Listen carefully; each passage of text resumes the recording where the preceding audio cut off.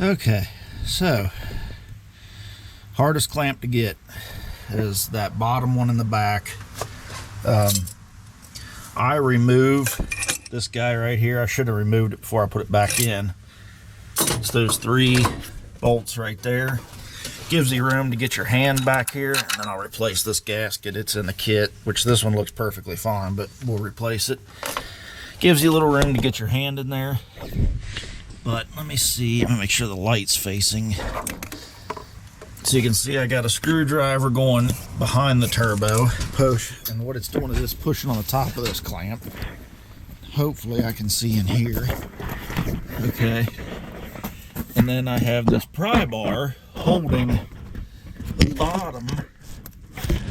I know I'm making all kinds of noise. It's holding the bottom of the clamp from moving. So I'm gonna pull that pry bar out now, maybe get a better view here. There we go.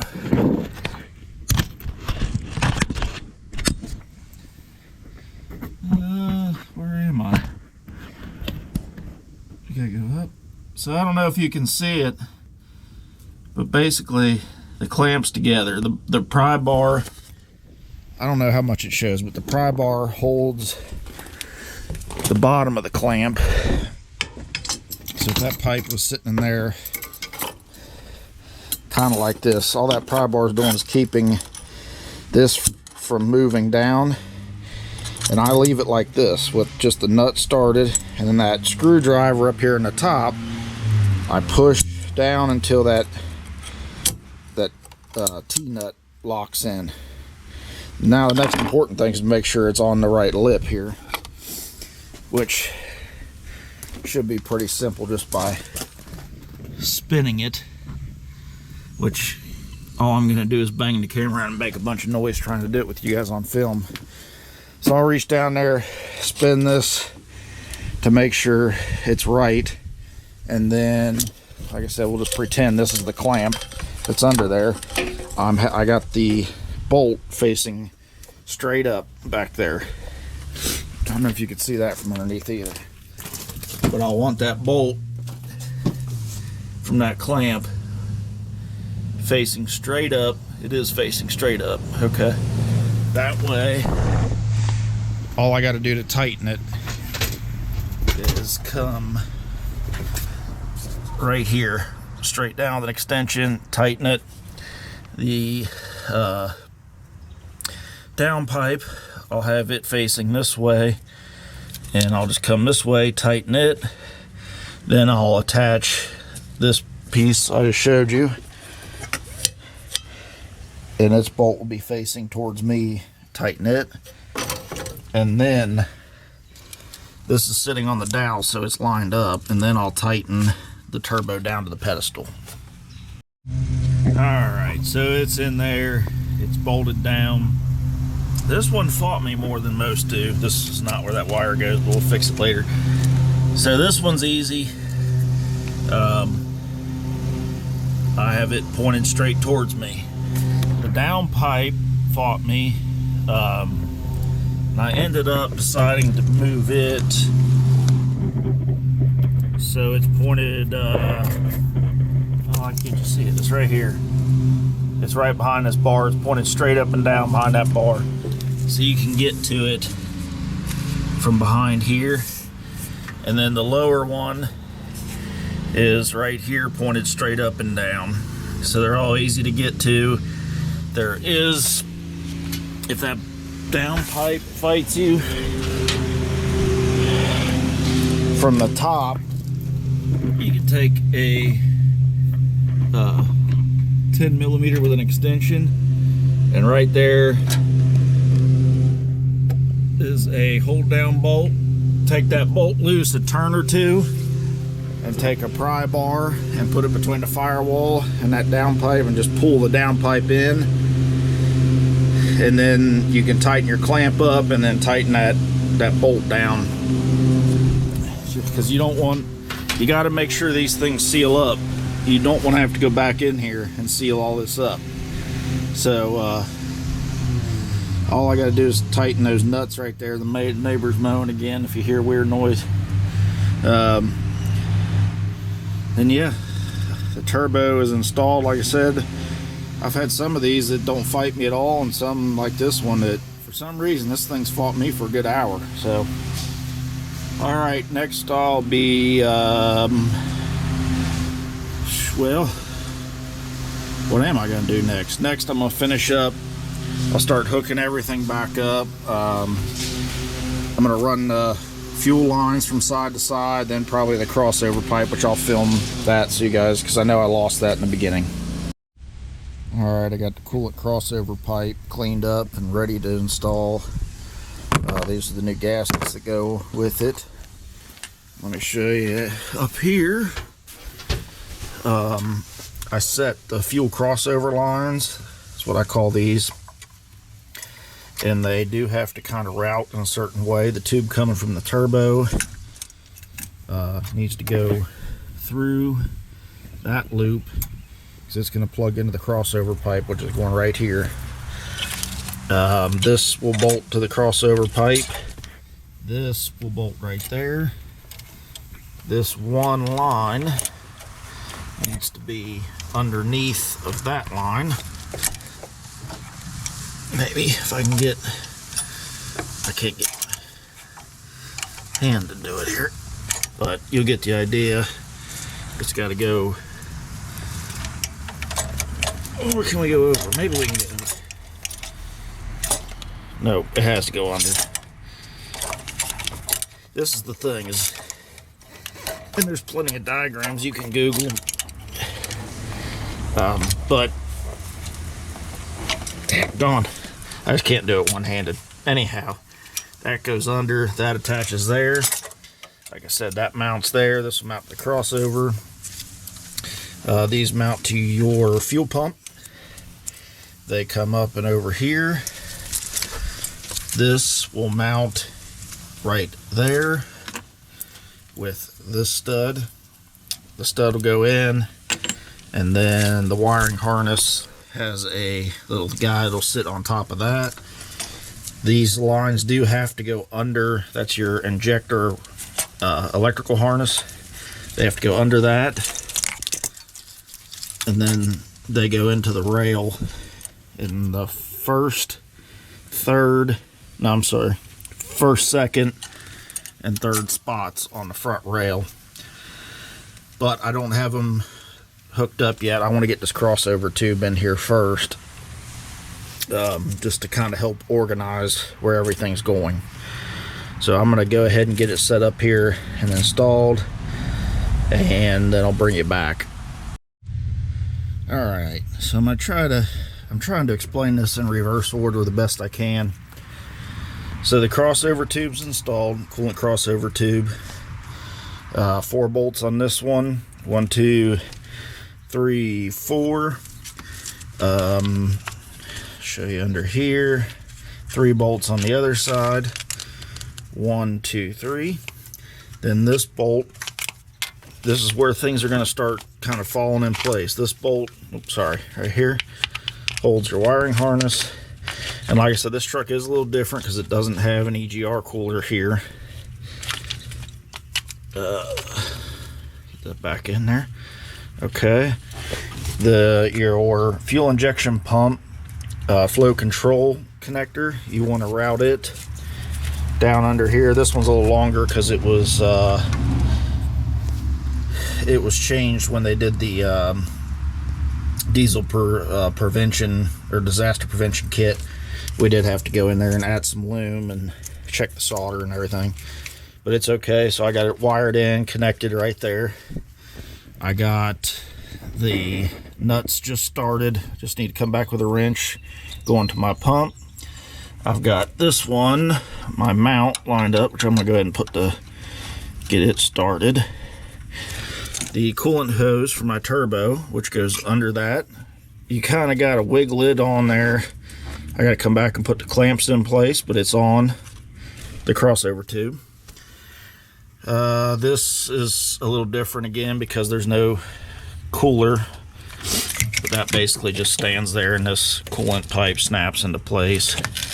And then your line coming over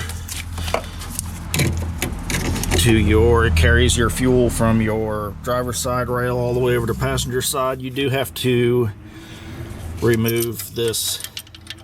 You saw me in the clip before fighting it to get it under here lined up. Just remove this off the number 1 injector. Then you can get that on there. It clamps there, clamps right there. I just got them started. Then we come across and boom, 1, 2, 3, go on there again. Number 5 injector line I have removed. I'll come back after I tighten these and I'll install it last. I got that bolt in place. I'll tighten it down once I'm done. I tighten all the lines to the rails and to the pump before I tighten all the clamps. And then all that does is that sits on there to hold that wiring harness. Let's see, what else? Here in a minute, I'm going to go ahead and hook up. I take these electrical, it's just part of getting this out of your way when you're doing the job. But this one goes in the center, and you get them lined up, you push them up, and then you just shove that connector up like that. It'll lock in. This one has to go on the right side of it. And then these two sit right here. They connect into those two. This doesn't mount because, again, it would mount to the EGR cooler, which isn't there. So, and these are all EGR cooler connections you would have to connect if you had that. So let me get it buttoned up a little more, and we're getting close. Okay, so we've got all the injector lines installed. The injector return line, this cloth line, I didn't show you how to remove it. Well, I did, but I erased it. So the best way is to get a pick, and the top of this, the round part, is what comes up. So let me see if I can do it. So get the pick up under there and just pull up. Well, I don't want to mess it up, but that will pop up. And when it does, I really want to do it so you guys can see. Of course, hopefully you're past this at this point. You can also grab it down lower. But yeah, or you can do it with a pair of pliers. Take a pair of pliers and just grab that round top right there. Pull up, it'll release. Then when you go to put them back on, you leave the top up, shove it down, kind of wiggle it on that O-ring, then snap your top down. That locks it in. So it's all routed, and it will come back over. It routes down through, down by the pump. All these are hooked up, and then this is also, see this cloth line here, this is also part of it.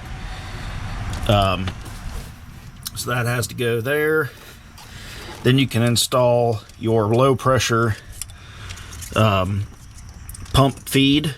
So this is where your low pressure fuel comes in and feeds the top of the pump. There's some O-rings under here. You clean those, push them down in there. I had these, matter of fact, let me get them out of there. I had these caps in the top of the pump, keeping it clean. 8mm. Tighten that. Come over here. Matter of fact, I got to put this bolt in there. There's one 8mm there, one there. Tighten those two down. 2 electrical clips. This one will get plugged in later to something else. You got one here for a temp sensor. Then see this line with the green connector. Pop that green connector out, not completely. It'll pop out just a part of the way, and you'll see a copper or a stem sticking out of the end of that high pressure rail. snap it down in there, close the green clip, make sure it's tight. And this part is pretty much done. This is just the oil feed, or the oil, what am I looking for? What's the word I'm looking for? Where you put the oil in the motor. It's got 1/8 millimeter here. You just take that out of the way for more room. So I'll get that installed. The crankcase vent, or crankcase filter housing needs to go in. Let's see, probably the disaster prevention filter. I need to get it back on because it plugs into these ports. But I probably want to, I think I'm going to get that. I got a dog hair over my mouth or something. I think I want to get that crankcase put in there. And so I'll probably work this side, get it completely wrapped up. Oh, just lost a plug. I got stuff everywhere. Then on this side, there's really not much left over here. I'm trying to think, since we don't have a EGR cooler, really all I got's a connection here for the EGT probe. And then this snaps up on here. Line that up, snap that on. There's really nothing to hold it. There's a bolt here that goes in, but I'm going to wait to do that until I get the upper intake in place, probably, or close to. We'll fix this burnt wire after I get probably everything together. I'll decide how I want to route that. This plugs into the top of your upper intake, so that'll stay right there. So, man, we are getting down here to the end. Just got a few miscellaneous little things, and like I said, it's really not that hard because it's just a big puzzle piece, just like this thing sticking out down here, and oops, other way, that plugs in. And this isn't as clean as it should be of a setup because, again, the DPF's gone, which in turn gets rid of a lot of other things along, you know, this one's got the cold air intake that's where the factory, make sure that locked in there, where the factory intake kind of holds all this stuff in place better. So I just got to make sure everything's good and out of the way here. So let me get the crankcase box installed, and all that is it sits right here and right here, and it's a little difficult to get this back bolt, but not the end of the world. Get it installed. We'll get the filler neck installed. That's what I was looking for, the word. And then probably the disaster prevention filter so that we can plug up all these fuel lines. After that, I got a few things, little miscellaneous things. This guy right here is our wastegate actuator. Let's go ahead and see if I can just push it down on there. Oh, I'm gonna have to get a pair of pliers. But it runs up here. There's some vacuum lines I got to put on here that have disappeared at the moment. Where the heck did those go? But guys, it's really just, it's not hard. Here they are. Like I said, the biggest thing is when you're taking it apart, if you've never done it before, you're nervous, take a lot of pictures. I've done it before and sometimes I still forget, but this is a vacuum valve right here. So these are your vacuum lines. So that's what this is. That goes up to your wastegate, controls your wastegate.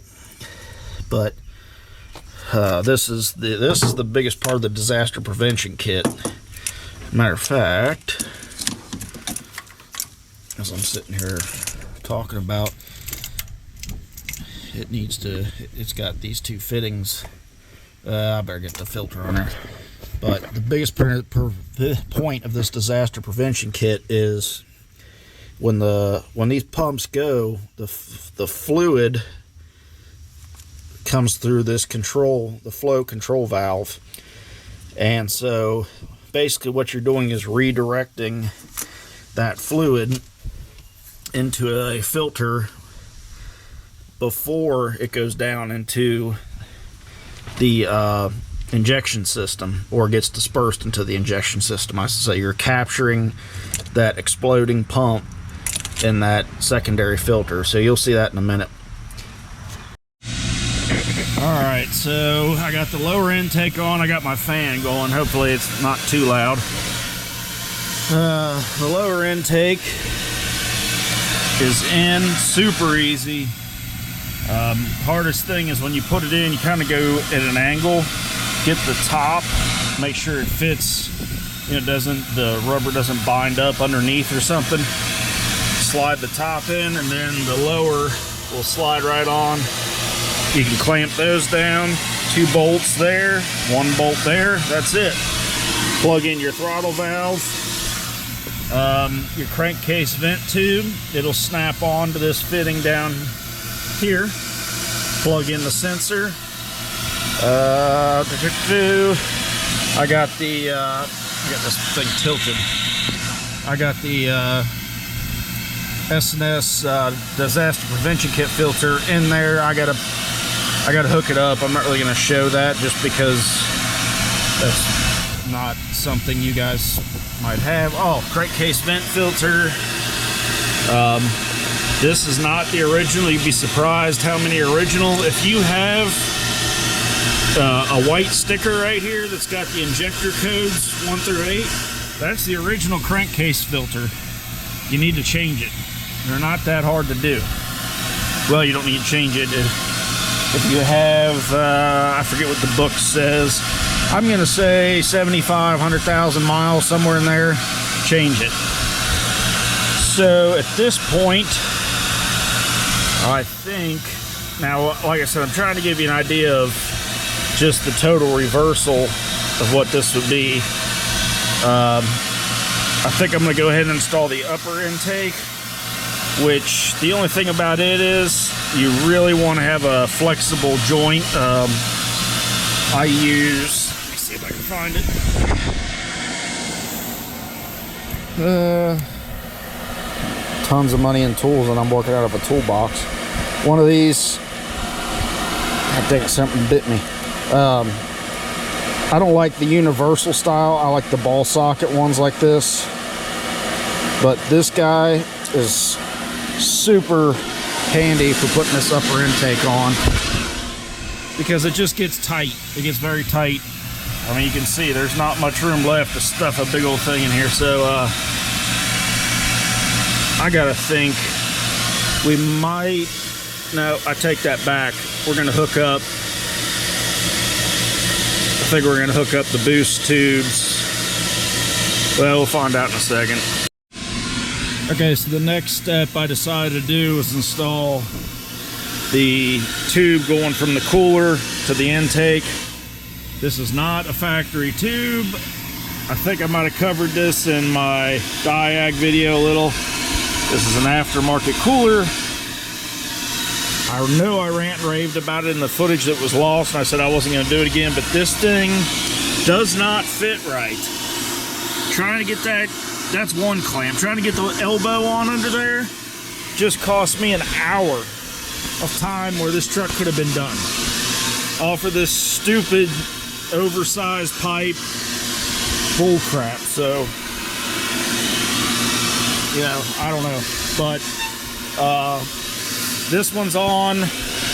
Radiator hose is on. I need to get the piping hooked up for the disaster prevention kit. Then I'll put in the boost tube, the hot side basically coming out of the turbo, going to the cooler, then the upper intake. So everything I just said, do in reverse. So what I want to show you is whether you're taking this out or putting this in, you can't get this out with the fuel filter housing in place. So this has to come out. And for that to come out, you can't have that boost tube right there to here in the way. So that's got to come out first. Fuel filter housing has to come out, which has a bolt here, a bolt here. So it sits like this. So one in the back, 2, 3, and then actually that fuel rail goes to here. So that guy has to come out, and then once that's out of the way, this upper intake easily comes out. So that's the way it's going to go back together, is upper intake, fuel filter housing, and then boost tube. And then at that point, we're ready to just button up a few little things. I still got to change the oil, flush the cooling system, put the wheel liners back in it, so it's not going to be done today. Unfortunately, we're getting as close as we can, but we got real bad storms coming tomorrow, so I'm kind of in a rush. I'm going to keep moving here. Upper intake's installed. Probably the worst part of it are these screws right here, these bolts right here that hold the dipsticks, and well, you can see better on this side maybe. So there's 4 bolts, 1, 2, then 1, 2, 1, 2, 1. This guy back here is very, very tight to get to. That's where I use my little 1/4 inch flexi. I got the fuel filter housing installed. I still haven't installed the boost tube, cac tube, whatever you want to call it, tube. But I installed the coolant lines to the bottle, and then it comes over. And of course, these are a little different because it should be going to the EGR, but it's going to go up and over to that. I don't know, I'll set it like that. That's the way it should kind of sit. This one runs up under my creeper, over across, and goes to the radiator. Vacuum, I got mine plugged in down here coming off your main vacuum line. Again, I kind of rerouted that one a little bit just because of it would come here, I'm pretty sure, if I'm thinking right. It's kind of hard to remember when you don't have a stock intake box in front of you. But yeah, this should come here and go down and plug in, but then it kind of has a spot on the intake box that it sits. I don't like this hose just sitting out here flopping around, and there's not, I mean, I guess I could move it out here, but I just ran it down, hooked it in that way. It can't move. Then it just goes around and snaps in back here. So it's all fine. That's not touching anything hot. Fuel filter housing, brand new fuel filter here, upper. Still gotta do the lower. If you've never done these, well, I'd assume you've probably done these, because if you're doing a job like this, I would hope you've at least done your fuel filters. So they push down in there, and then you gotta get them all the way down, and then rotate them, and they'll snap in place. And then when they snap in, sorry, one-handed, this guy back here, which wouldn't, there's extra stuff on this because of this diesel or this prevention kit. So there we go, there we go. So that's all hooked up. This is all part of this system, which this is very, very, very good to have on these trucks. It could save your injectors if that pump blows. So now, actually, let me see if I can do some of it one-handed. See how this side's got a snap ring? Make sure it's in where it's supposed to be, and all you have to do is get this thing oriented about right, push, and it's snapped in place. This side has the standard clamp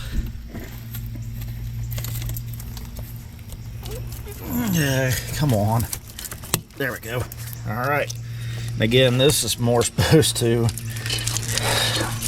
Clips are just broke. And you'll have that on older trucks, but this should sit up against that bottle a little more and not be, you can tell it's been rubbing there for a while.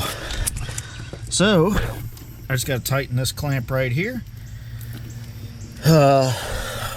Hook up the air filter. Change the oil. And then we'll try to start this truck. Alright, the big girl's done. It's all back together. No leaks, no drips. Just got back from a 23-mile drive.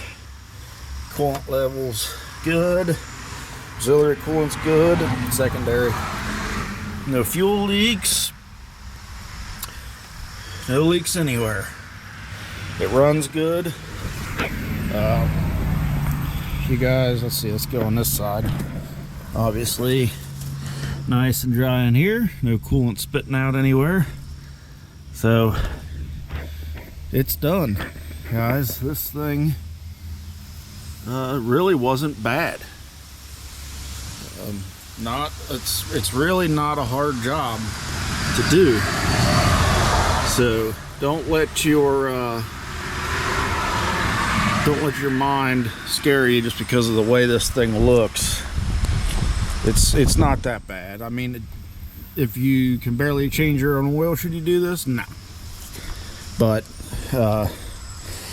you know, it can be done. So this is the coolant I use in these trucks.